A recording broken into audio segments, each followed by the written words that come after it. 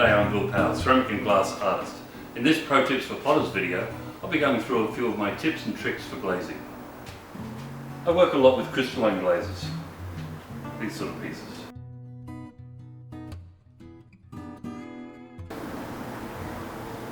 And I'll often fire a piece a third time with a finish or a band of liquid bright gold or gold luster. Now when you gold luster over a crystalline pattern, often you'll get that crystal pattern coming through. Gold luster is very fine, microns thin, and you can see the pattern underneath. This can be useful, but I prefer to have a nice glossy finish underneath, and then I get a nice glossy finish with my gold.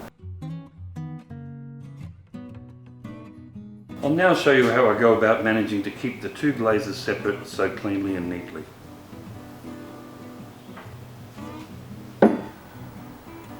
This pot has been dipped on the inside and down to about here with a gloss glaze, which I'll now mask off using hot wax.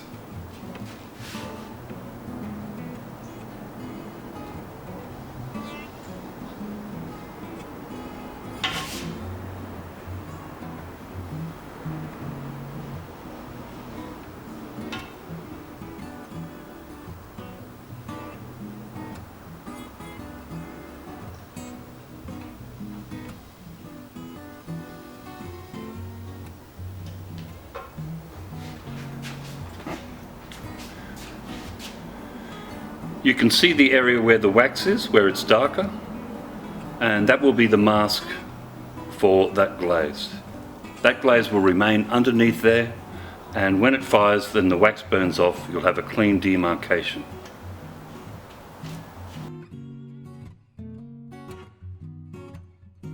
Here's a simple trick when working with hot wax in a fry pan.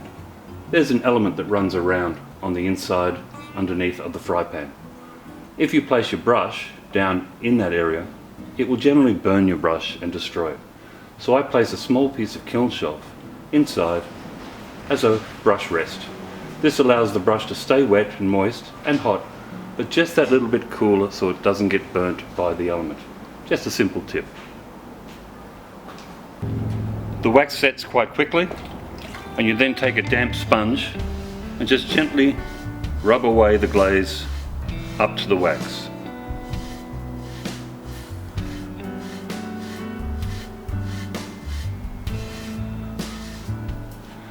This leaves the glaze underneath under the wax, and then we can spray and have a clean line between the two. This particular bowl has had a section of glaze sprayed on, and you can see it's oversprayed here. So I've waxed this area, and it's the same approach. It will mask out the glaze, and all you do is come along and wash it clean. That goes for the outside and for the interior where there's a little bit of overspray.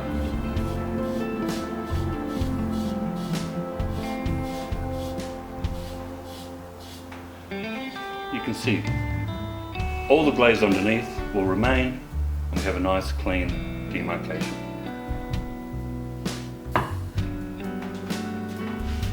With this pot, I've done the same thing. I've dipped down to here, but I only want the glaze to be up in this region here. So I can do the same thing. It's been partially waxed. I'll now complete that.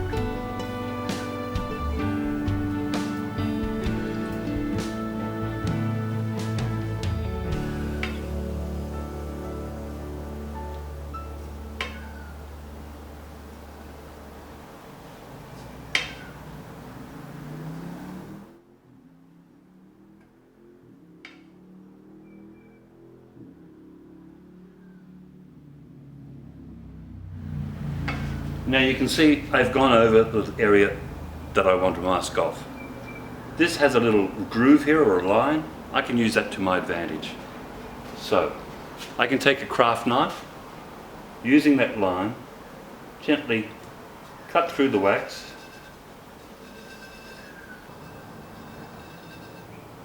which allows you to place your knife underneath and gently lift the glaze away with the wax.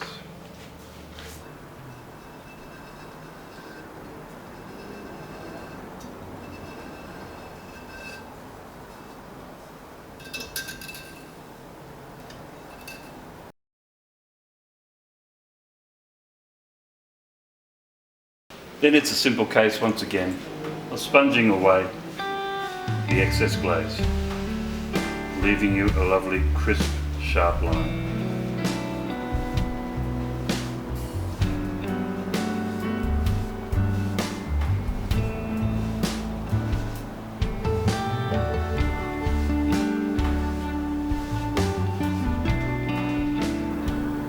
Now we come to spraying the glaze on.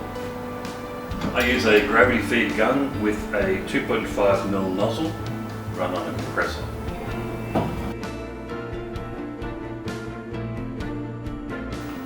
I spray my glazes at a very low pressure, more like a splatter, and this avoids making it an aerosol. A small tip is to make yourself a series of these bisque cones, which will allow you to mask out the interior of your pot. But the beauty of the bisque is it glazes just like the pot and doesn't drip, so the glaze dries on the bisqueware. And I have a series of these in all different sizes.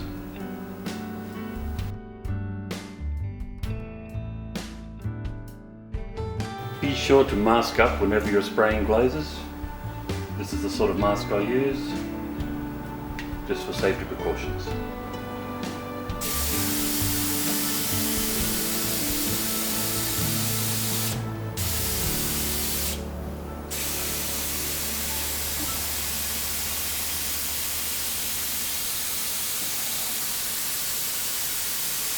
Now you'll see that the glaze does bead up on the wax to a degree, so to avoid any drips running further, you can take a damp sponge and just gently wash it away.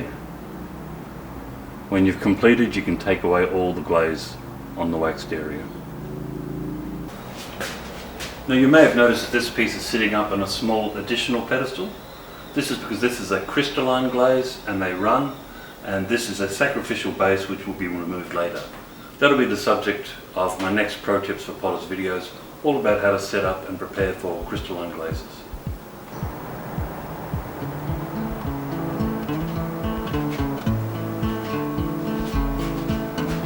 Now with this bottled form, I want to mask out this area that's been waxed. I want to avoid a lot of the dripping coming off that. So I'll use a cylinder made of bisqueware and another capping piece. That will collect the glaze without allowing it to drip, and then I can glaze the rest of the pot.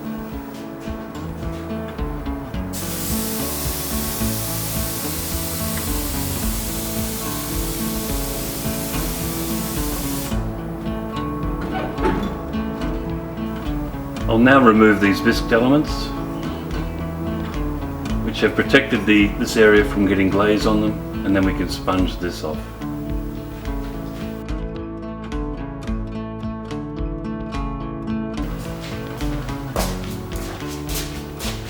I'd now like to show you a piece of equipment I've had for many years. I call it the dipping gun. You may have seen videos showing people dipping with a vacuum cleaner to hold the pot. That's a surefire way of burning out your vacuum. This is designed from Festo. The components come from Festo, and it's a continuous flow, and as you switch it on, it causes a vacuum which holds onto your piece. In this case, I'll be dipping this mug, so we'll place it on the bottom here.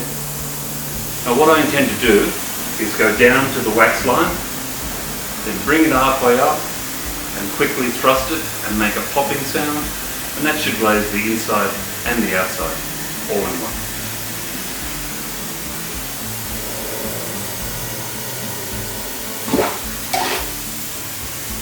We then rotate to keep the drips running around the rim. The glaze quickly dries. You can see the interior's been glazed. Then we switch off the vacuum and it's done. I'll now show you up close how it works. We place the suction cap on, turn it on. It's running by the compressor.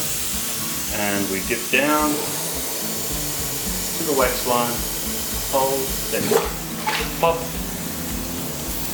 run the rim for the drips. It dries very fast, and you're able to handle it. And the interior is glazed all in one. Very simple, very neat, a great tool, the dipping gun.